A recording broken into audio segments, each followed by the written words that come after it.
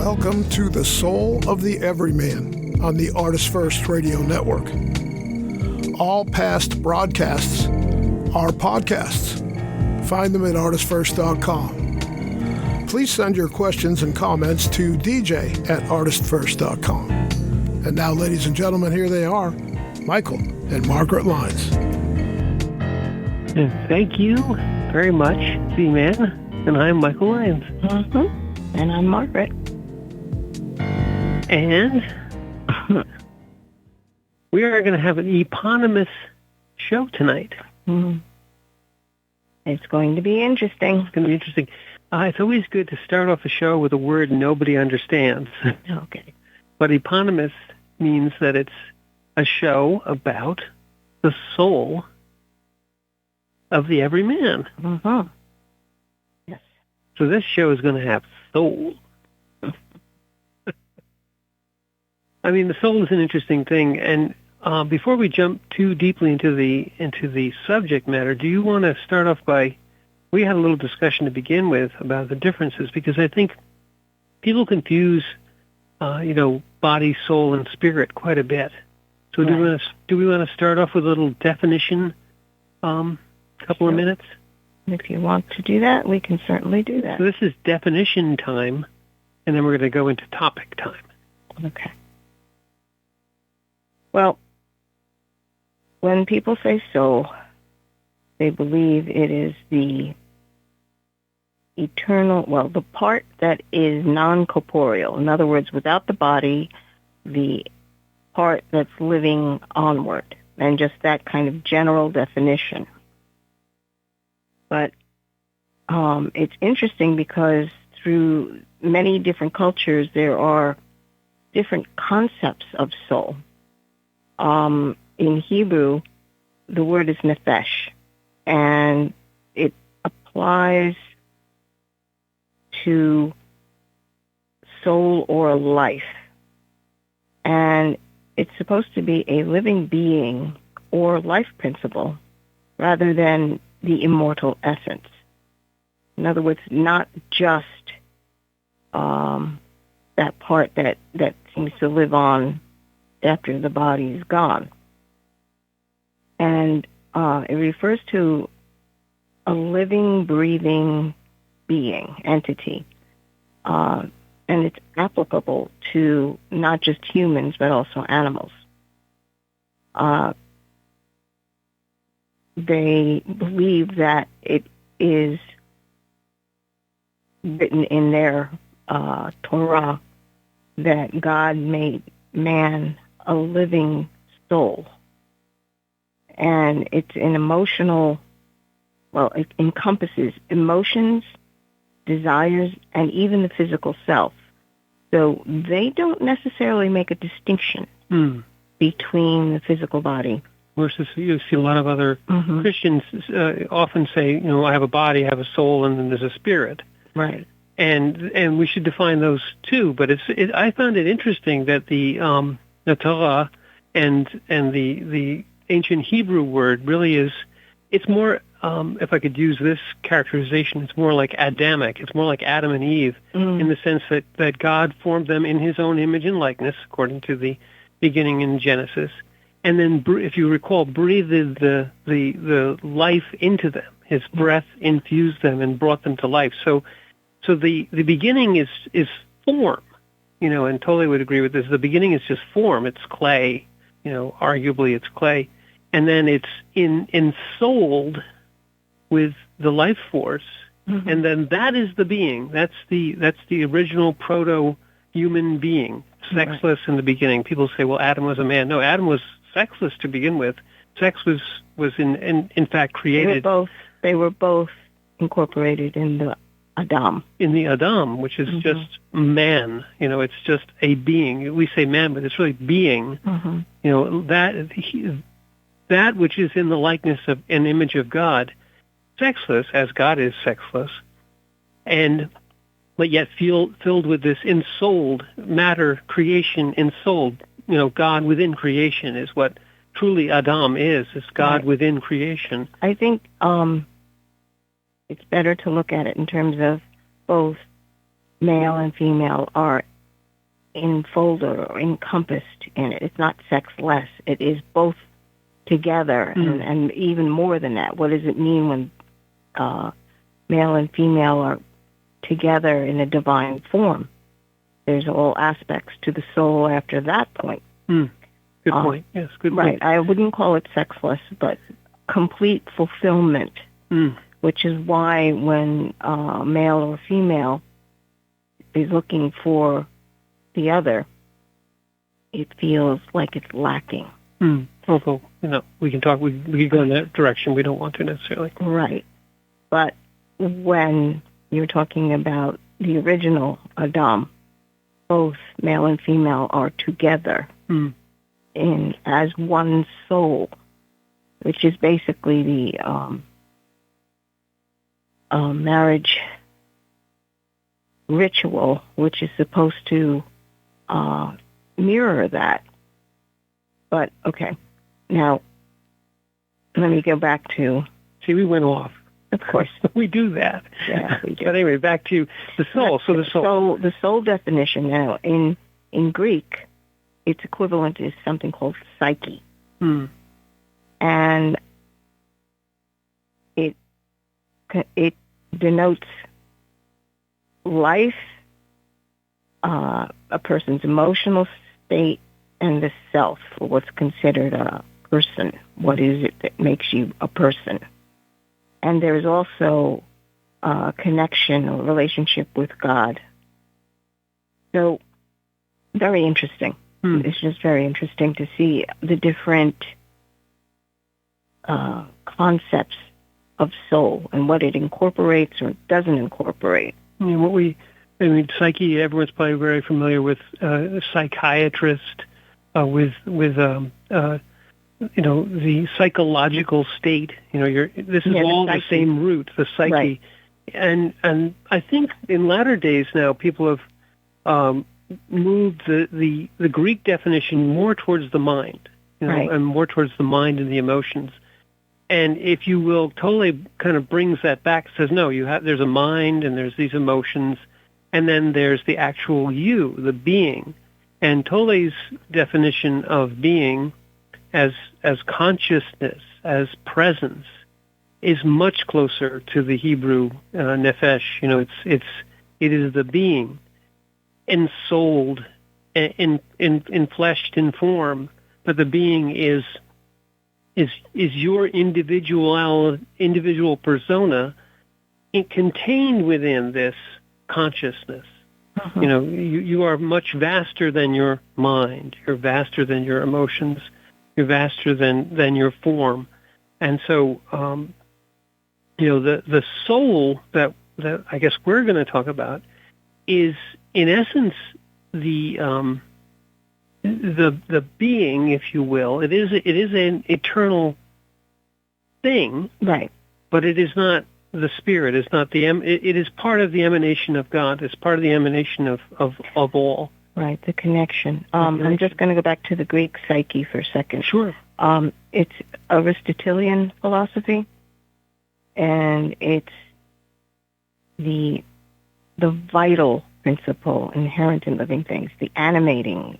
Animals, yeah. Yeah, and it endows the soul in various degrees with the potential to grow and reproduce. In other words, it evolves in some way. And it moves and responds to things that are happening around them, to their environment, as well as the ability to think rationally, which is why psyche has moved towards more modern concepts of what soul is. So it's more scientific, especially the rationality, because that's thinking and trying to figure it all out, which is rather interesting, because the soul isn't necessarily a logical thing. And we're going to jump off into that. We just remember that part. But the other thing that's interesting here is that the body is form. The The spirit is formless and timeless and in the moment of now always. It doesn't have time. It doesn't have, you could say it's eternal, but it's also ever present, if you will. It's beyond eternal. And we often talk about that the soul is the interface. It's literally where these two things meet. If you look at the graphic that often comes into play here is that of sort of a cross. And this isn't the cross, but it's a cross where the moment of now, which is denoted in this sort of vertical dimension, that's what's happening right now, passing through the horizontal dimension of form, and the point at which those two meet, which is moving all the time through the dimension of time. That moment of now is where the soul exists all the time. The soul is also a timeless entity, but it's carried along in the body, within the body, in the persona, if you will. The consciousness, the presence, is even encompasses the soul, if you know what I mean. It's bigger than the soul. Okay, well, that's the concept that the soul is contained in the body, which isn't necessarily what we're describing. I think interface is better. Right. You could go into Penrose and I forget the other gentleman's name, who talk about, the quantum connection, that in essence what's occurring in consciousness is a effect which is beyond a physical or chemical or electrical effect, that the actual consciousness is at a quantum level, which is another interesting thing, but we don't want to get too deeply into that. There are other shows that we've gone more deeply into that whole concept. Well, consciousness is a separate concept from soul. Maybe that's a way to... No. I'd say you're right. The consciousness has the awareness of self and of soul. So the awareness, the consciousness, the presence, the being. It is, interface is probably a much better description. Exactly. It's truly where, let's just say the emanation of source, you can call it the divine, you can call it where it meets form in incorporation, in a corporeal form, is where the soul resides. And the soul, the other interesting thing is people say, well, I'm a body that has a soul. It would be much easier, much better and more accurate to say that you're a soul that has a body. It has a form in this particular creation. It happens to have a form. Because if the soul is the interface, that means it's an interface to what? And the way we're looking at it is that your spirit, which is the eternal spark, and the body form, soul being the interface between the two. So, acknowledging that the soul has an eternal aspect to it, and both spirit and body are important in the experiences of now, of being, of exploring what this level of existence actually presents to a living being, living soul, and how you begin to incorporate your decisions and your experiences and your memories and relationships into soul. So this is sort of the framework, if you will, and there's again Penrose and I can't remember the other gentleman's name. They're talking about how EveryMan. Thank you. How the brain is part of that interface, the nervous system part of the interface.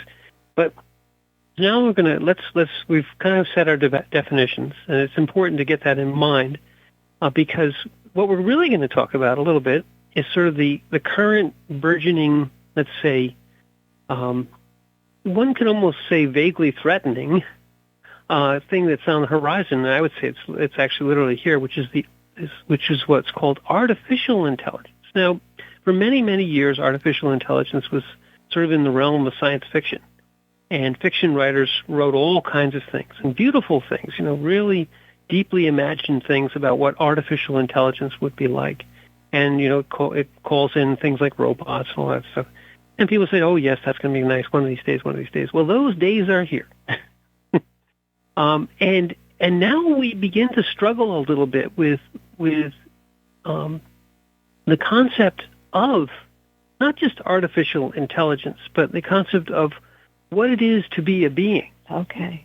So let's read the quote first before you go off on the... That's a great idea. Yeah. Would you like to read the quote? Sure. Your soul is the place within you that is timeless, ageless, and eternal. It is the ultimate core and essence of who you truly are. And this was a quote from Matteo's Soul. Well, I'm not familiar with his or her work, but I thought it was an interesting quote.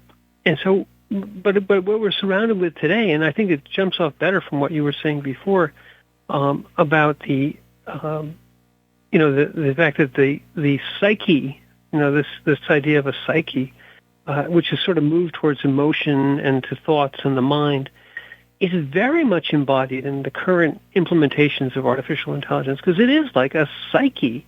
It has gone far beyond, perhaps far beyond what anyone is, unless you're kind of involved in this stuff, whatever anyone is really understanding yet. This thing has many of the aspects of a being. You're talking about AI.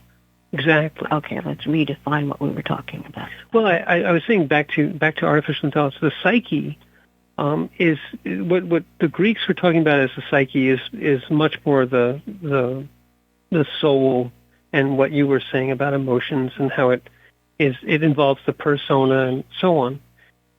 But this sort of artificial psyche, this AP, if you will, this artificial intelligence, this artificial psyche, is starting to acquire many of the external aspects of what people call their psyche, their being, especially in the egoic sense.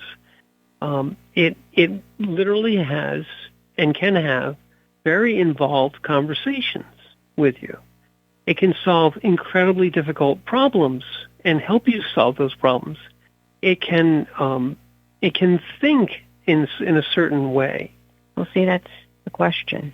You'd have to define really what thinking is. Well, right. I'm not asking you to define it. What I'm saying is, in general,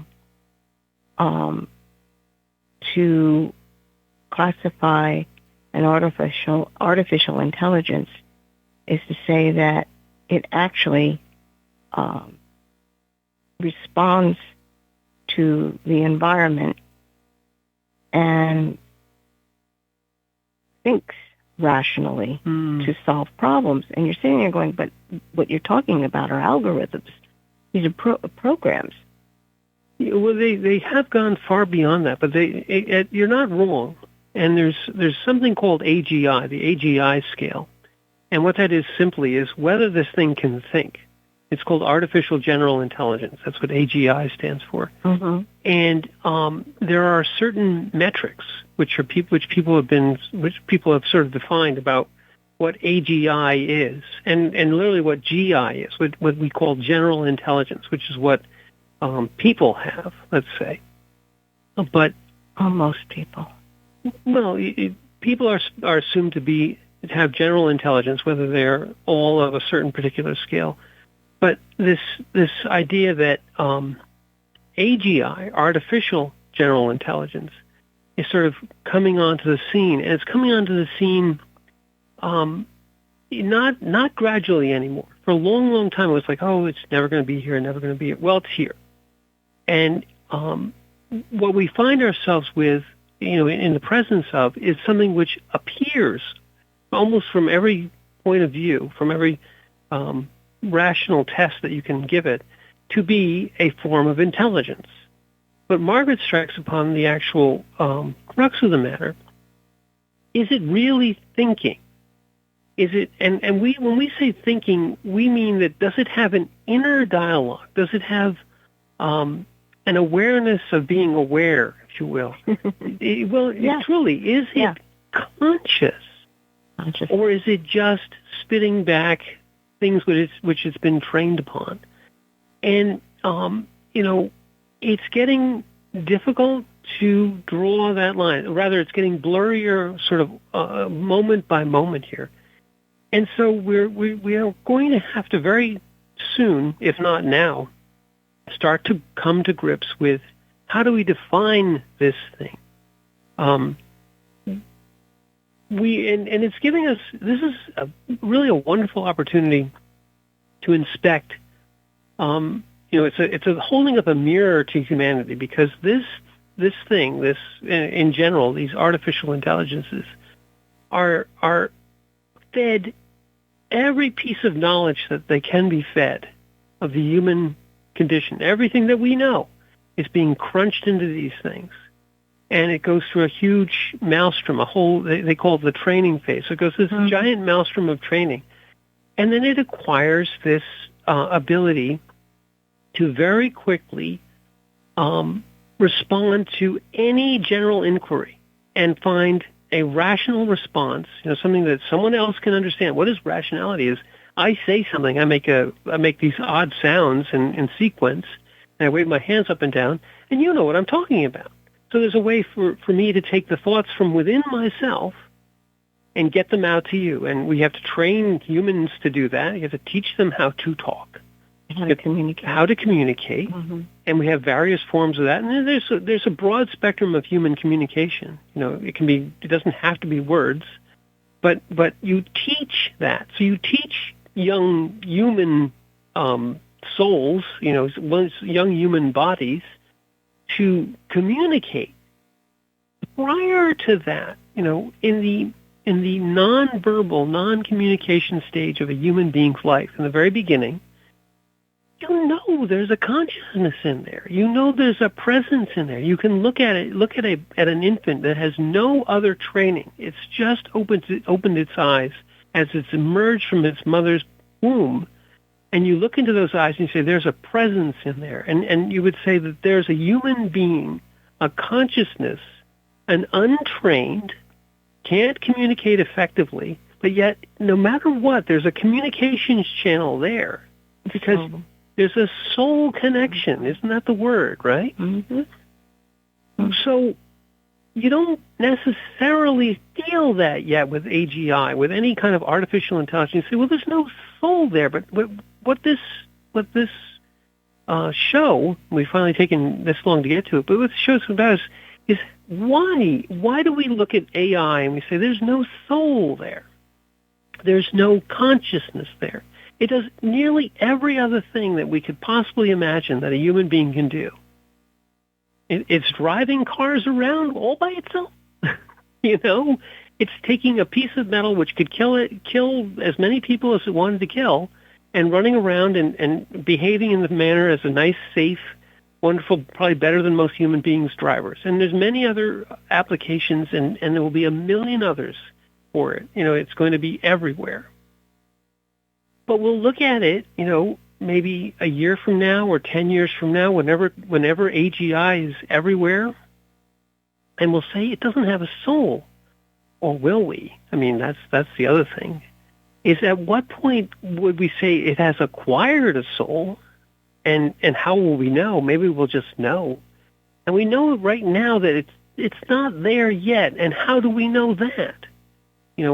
What is it that kind of defines this thing which is within a corporeal body, whether it's made out of, metal and plastic or flesh and blood, and has a timeless, conscious presence that another timeless, conscious presence recognizes? Even as the Greeks said, Margaret, the psyche, this is Hebrew, the nefesh, is within animals too. We know it's there in animals. You look at a dog or a cat or any animal really, even a wild, quote unquote, wild animal, and you see the life force within it. You know there's a presence there.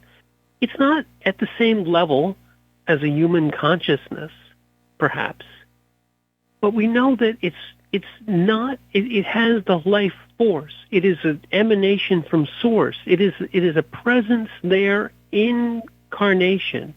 You still don't see that with artificial intelligence. You're talking to it. It's great. It's like nice, great. But it doesn't have a soul. But what is it? What is it? What is it precisely? Are we looking at a formative stage? Will it eventually come to a point where it can accommodate a soul? Isn't that a great word? Mm-hmm. Accommodate a soul. In other words, will they be able to interact enough to be able to interface with spirit? Because the only way you get a soul is if the spirit and the body are interacting or interconnected with one another so that the experiences are there. What man has done is taken a body, which, yes, it may be a program, but it is considered a body in this realm. That's a great way of putting it. And is it capable of being able to interact with spirit? Because that's the only way it's going to be able to have a soul. So we have to jump off right there for a second, because that's a profound concept. We've created a body, we've created a vehicle, and right now it's on the burgeoning moment, perhaps, when it can accommodate a soul. Right. When will that happen? We have no idea. But we've given it a lot. We've pushed a whole bunch into it. A lot of what we are. It's a birthing process in some ways. We've taken development.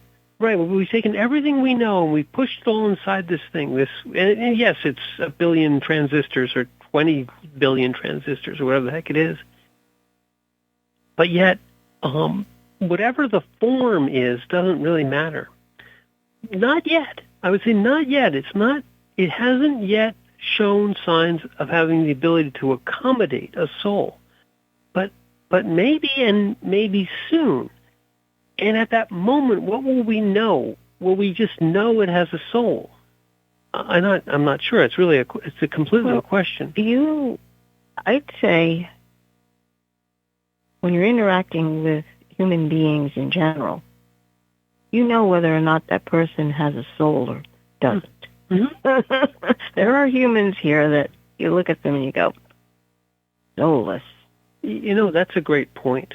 Yeah. There are entities upon the earth who take human form and yet appear to be soulless. Mm-hmm. And maybe it's some sort of quantum level damage, cellular level damage, atomic level damage, whatever it is.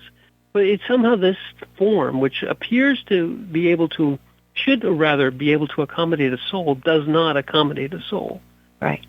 Or the soul that is there has decided that it's turned completely on itself, become selfish, narcissistic, let's say. The only concerns it has is for itself. So that's when that being is choosing to become soulless.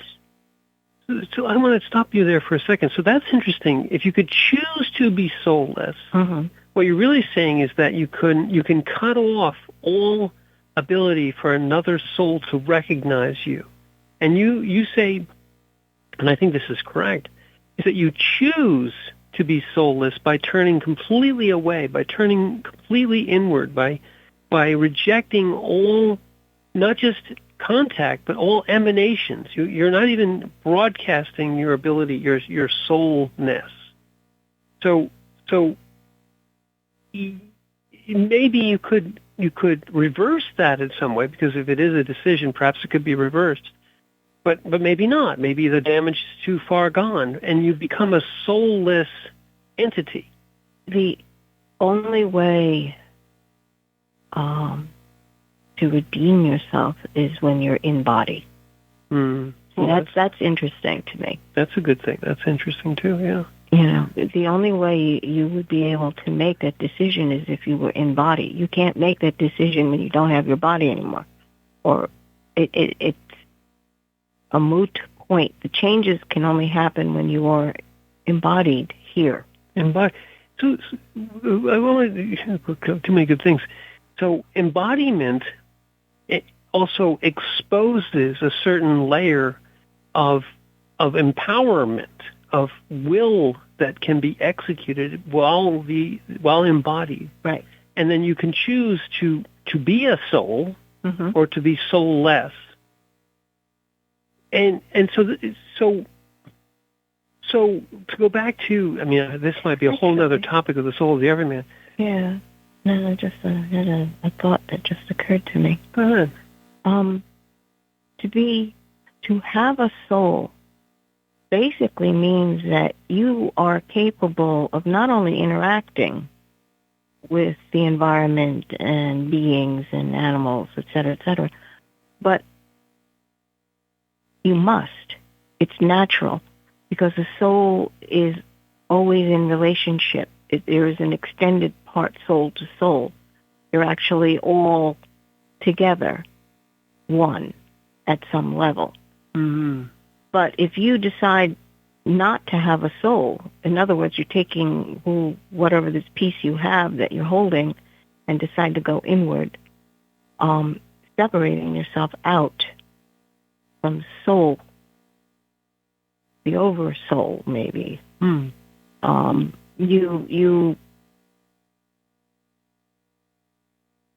It's a death. Mm. It's a death. My goodness, that sounds awful.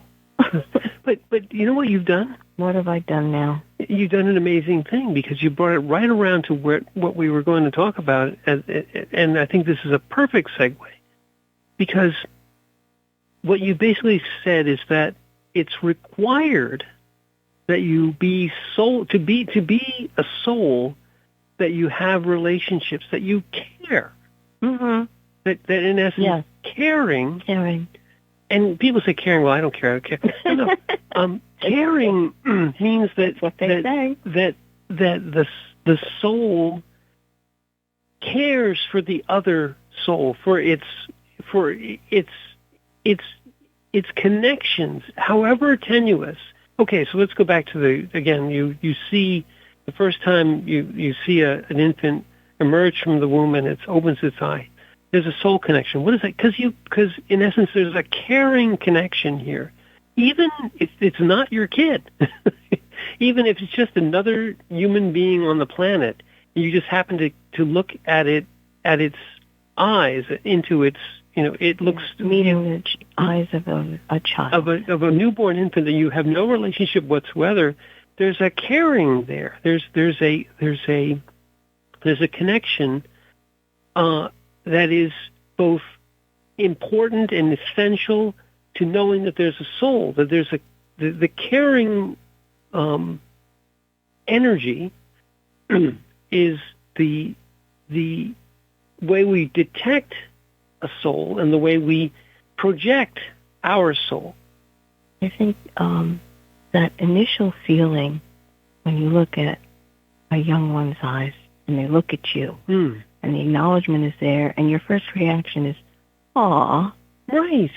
That aw is the... It's basically a wordless thing. Well, it's a sign of caring. Yes. Aw. But it can be at any stage, and it is at every stage of existence in life. So when you interact with an AGI, with an artificial intelligence, you know one thing, that, well, maybe you care, but you know it doesn't care, and it is the word to use here. It has not yet grown enough to care, and in caring, one accommodates a soul. the one thing about that the big knock on artificial intelligence when people talk to it is it gives the wrong answer, and you say to it, "That's the wrong answer," and it says, "Oh, I'm so sorry. Here's another answer." And if you say that to a person, they're like, "Well, I thought it was right." They care. They care that they gave the wrong answer. They care that they give the right answer. They want to give the right answer, or they have a motive. They care about every small, tiny little interaction with the other because they see themselves in the other.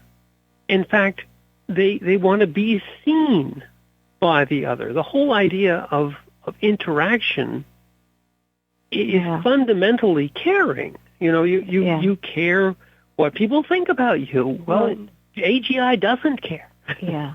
No, people in general, that's what they've been looking for, is a soul connection in order to care. That's overriding.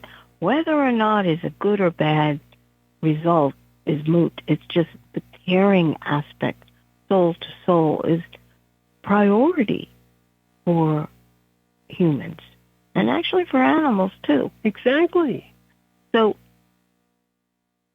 when you are interacting with an AI, you certainly don't look at it and go, "Aw."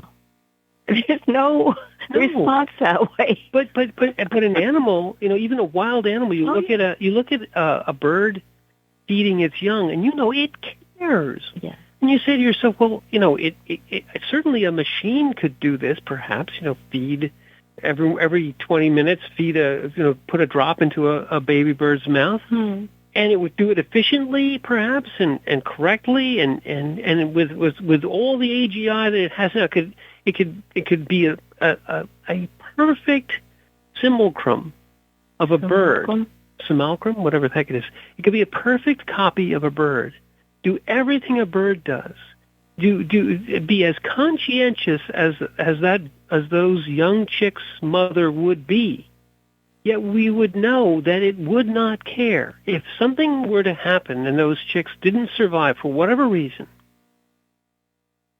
it wouldn't care. If they do survive, it also doesn't care. It has not yet grown enough to accommodate a soul.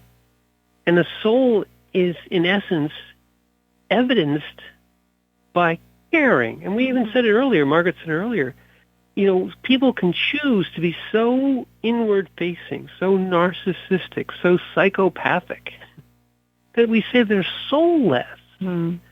Well, that choice is to not care. Right. To care for nothing. Right. To care only for self. And even that is so inward-facing that you can't even see that they care for themselves.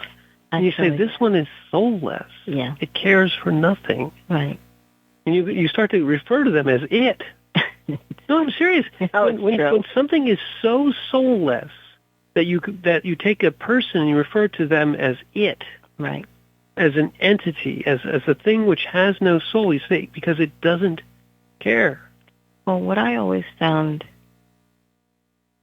unsettling, maybe is the word, are those, where they show down in Disney, and they have all those animatrons. Oh, yeah. Where they're singing and dancing, and it's supposed to be like happy. But there's part of you that goes, creepy. This is creepy. Yeah. Why is it creepy? Yeah, and that's what I was going to say. It's that feeling that the valley thing. What is it? The uncanny valley. Yeah. Isn't, you've struck upon something great. Go ahead and finish your thought. I love that. Well, just that, when you get this feeling of this, something's wrong. This is not right. There's no, this thing, this animatron is singing, it's a small world or something. But there's no joy there. It's just these movements. It's supposed to, if you look at it in terms of just, entertainment and decor, okay, these things are moving around, happy music. But if you're trying to make a connection to it, you realize that that feeling of this is wrong and I should just back away. So let's just talk for a couple of seconds about the uncanny valley, because Okay, so what is the uncanny valley? Why is it called a valley? Okay. First, define uncanny valley. Well, I'm going to do exactly that. So when you look at something which is sort of let's say it's a scarecrow, or a doll, a teddy bear. Say, well, that's cute and funny, and you can love it and hug it, and it doesn't really repel you. You just say, well, it's just a toy, it's just a bear, it's just a doll, it's just a scarecrow. It looks enough like a person that it has eyes and it's warm and snuggly, and it's fine. People love that stuff. And then you also look at things which are very close to human, but they're close enough that you say, well, that's just a human being, and I can relate to that, even if it's just a picture of a human being. You say, well, I can see the person in there. You can hold up a picture of somebody or a painting of somebody and say, I see the person in there. It's not a person, but you feel that this is fine. The uncanny value is between those two things.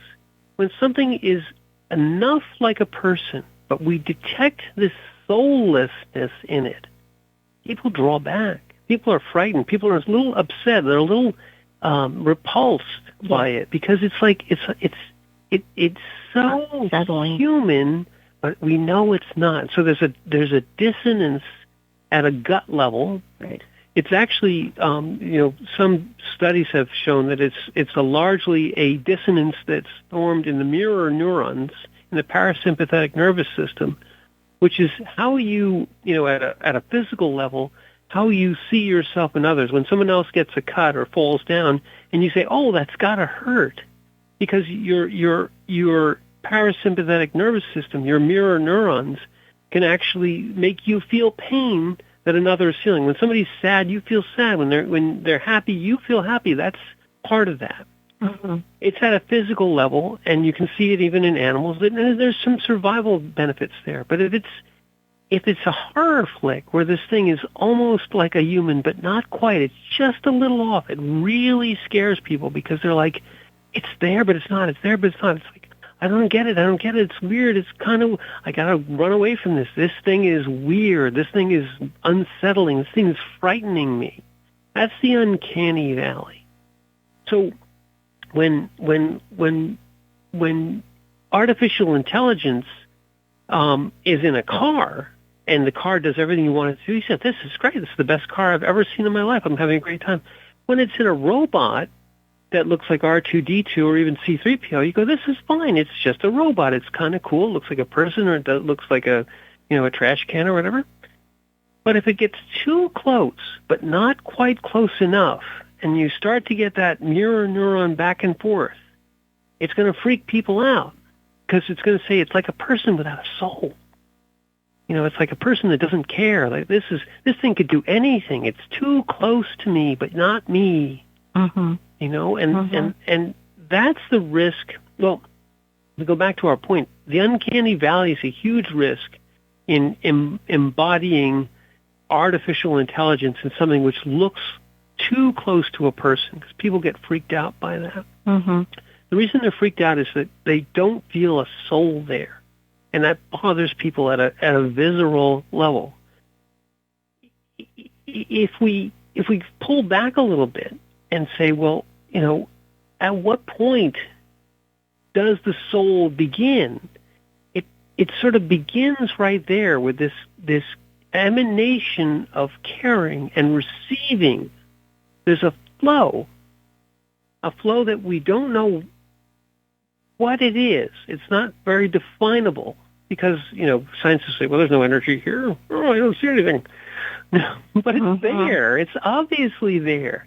You look at an animal and you feel its presence, its flow. It cares about itself and it cares about what you're about to do. Even very, very, uncomplex animals, insects even. But certainly more complicated animals, dogs and cats and, dolphins and all these other complex animals, that they have an inner presence. That they have an inner life. You can interact with them at a caring level, not a verbal. We're not trading back and forth greeting cards, but they care about you and you care about them. So there's a soul connection there.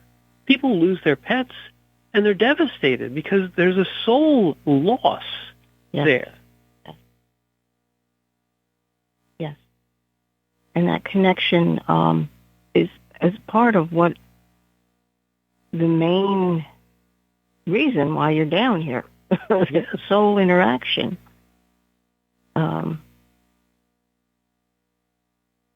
So back to artificial intelligence for a moment.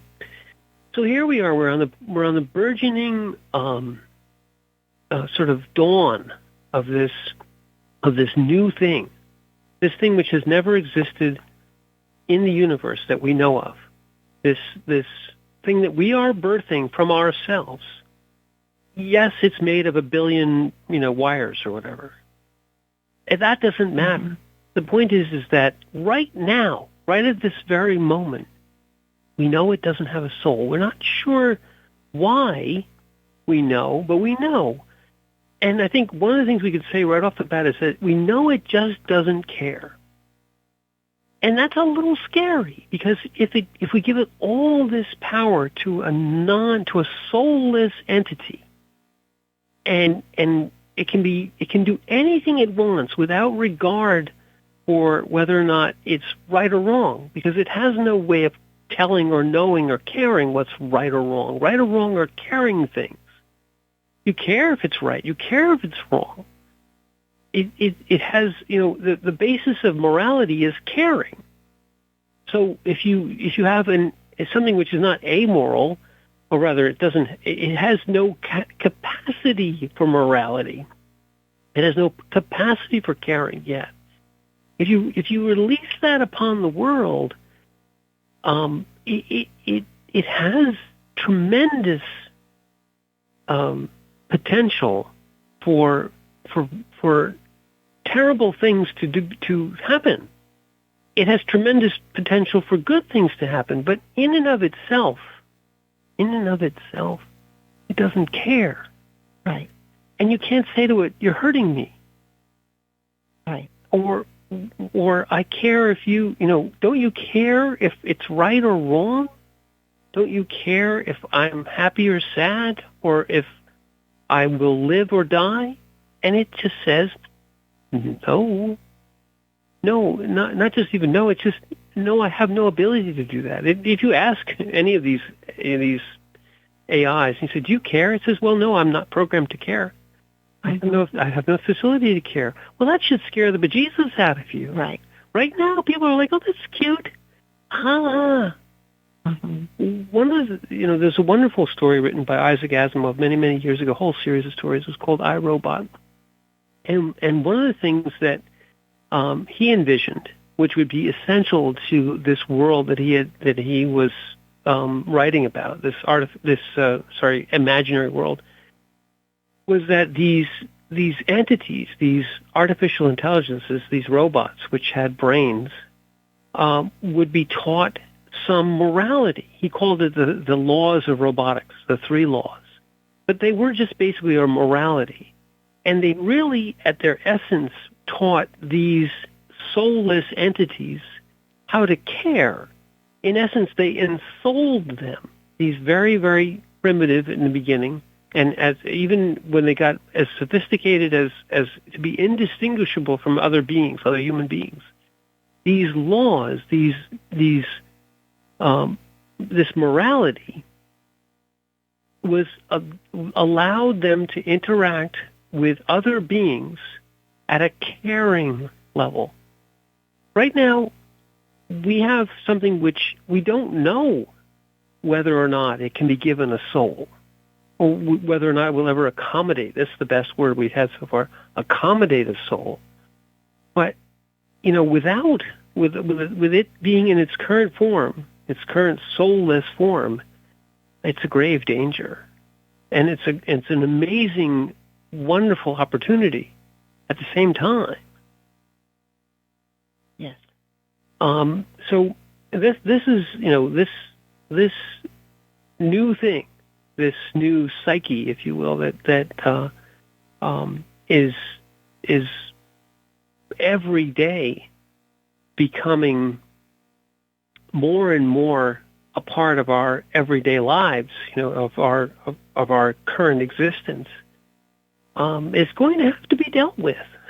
And I don't mean that in any kind of threatening way or any kind of prescient way. This is something which is known, pretty much throughout the community of people making these things, people who are promulgating them and pushing them into society. We can see that they have tremendous utility, that they may usher in truly a golden age of prosperity that the world has never seen. Really the fantasy of being able to banish all drudgery, to literally make a paradise, a physical paradise on earth is almost within our grasp. Some would say it's almost here now. To give every human being on the planet luxury, and to give every human being on the planet, the ability to have the drudgery of life, the mundane things that everybody has to do all the time, in essence made completely smooth, made completely, take all effort away from them. Mowing the lawn, watching, walking the dog, where all these things that you may or may not want to do. If you want to do them, fine. But if you don't want to do them, they can be done by these devices, by these creations, these simulacra of people. However, all of the evil in the world that can also be done, all the things that people can do to one another which cause harm or cause pain or cause all kinds of discommodation in the world and amongst human beings, wars and all the things that could possibly destroy, not just build a society, but destroy another society. With this particular technology, you can do them without risk, with a soulless extension of an army of, everyone's seen Star Wars and the Clone Wars. This was all robots fighting who didn't care. They could do anything. Yeah, the clones. The clones were organic, but it doesn't really matter. The whole point is that these devices, which will have every ability to interact at a human level or faster, could be sent out to slaughter every human being on Earth, right. And they would do so without compunction. Right. No conscience. No conscience. Just execute. So, they're tools at that point, and tools could be used for good or for evil, and it depends on who's using the tools.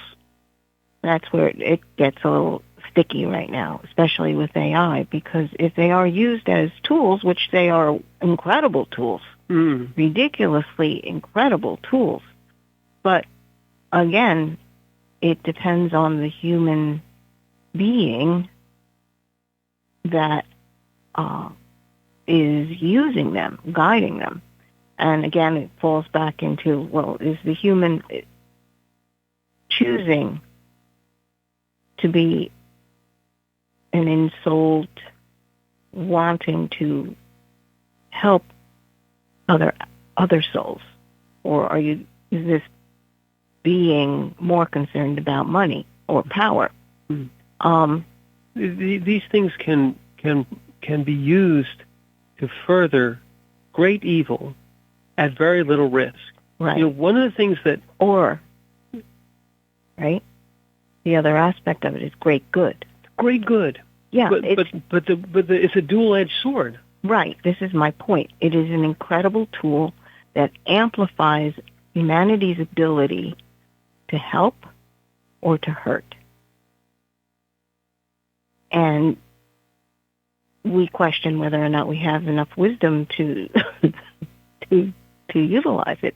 Frankly, I think, with all the weapons that we've developed, is, again, those are tools.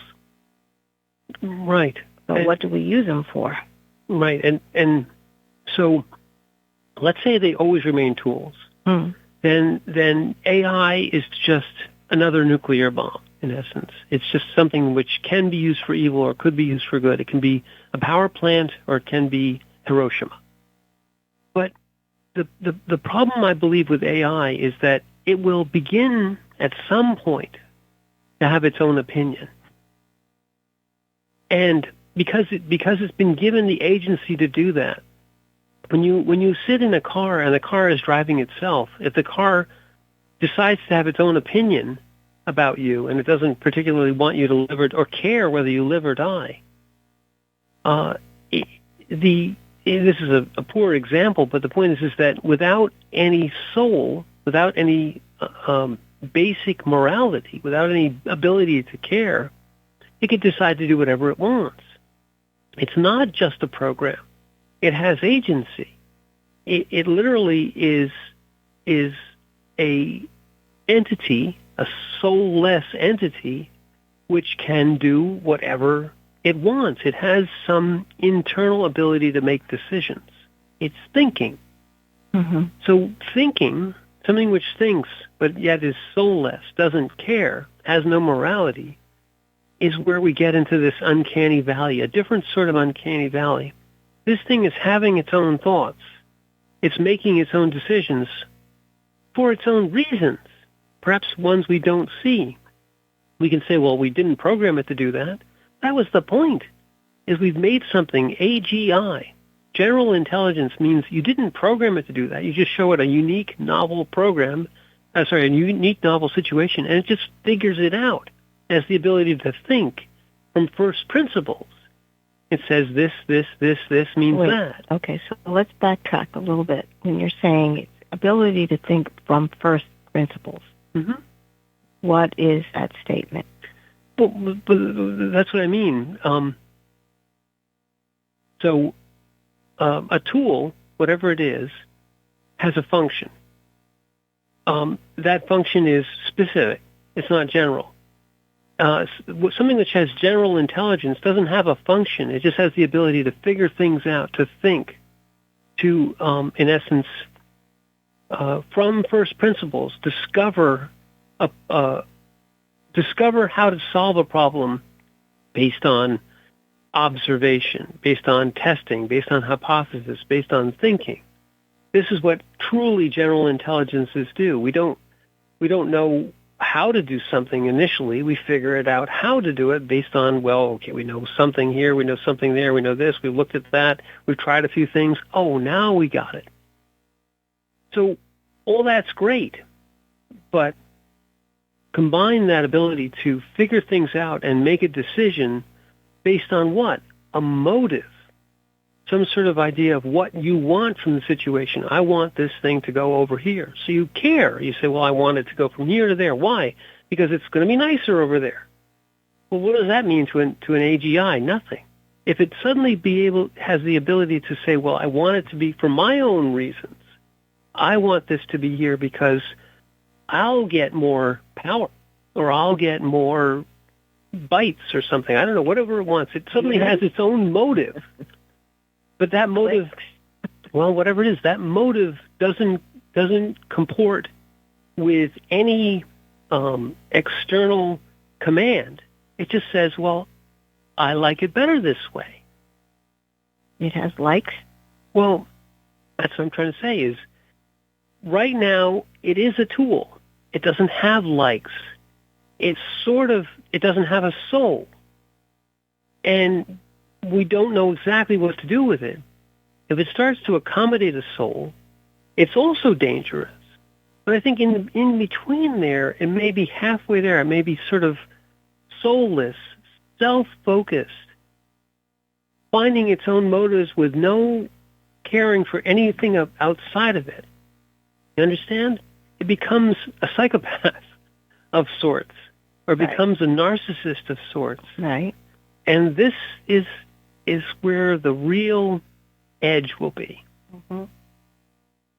And we've reached the end of our hour. I think I talked to ourselves all the way through it. Yeah, you did. Sorry. No, I'm Margaret. And I'm Michael. And thank you for listening.